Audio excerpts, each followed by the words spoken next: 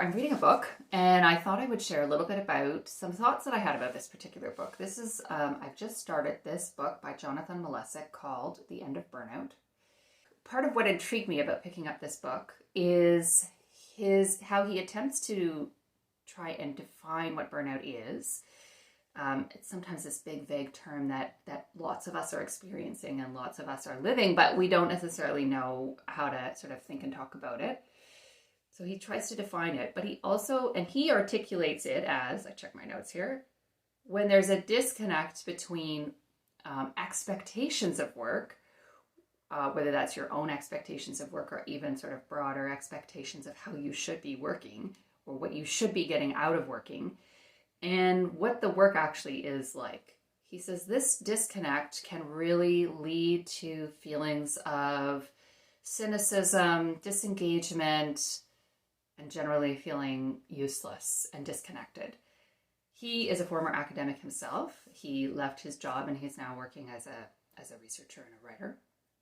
But what I'm digging about it so far is how he's really clear about how usually when we talk about burnout, we think of how the solution for burnout happens within individuals.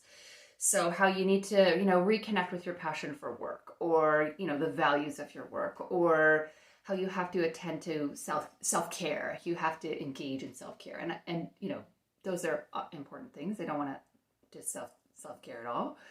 As we know, that's incredibly important and sometimes even a political act.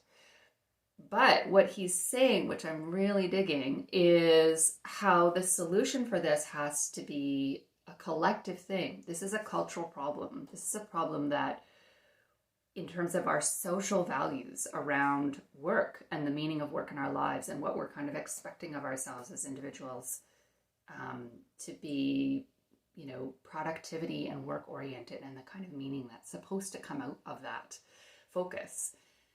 He's saying that's where the problem is. And so the solution needs to be oriented to that. And what he's promising, which I haven't gotten to yet, what he's promising is that he's going to share examples in the book. He's sharing about groups of people who are doing this very thing and working to sort of enact these values of valuing each other and the kinds of work that we do beyond only making money and only being sort of focused on productivity, without sort of completely disconnecting from capitalism, which is the reality in the world that we live in. He's not an economist, so he's not critiquing that.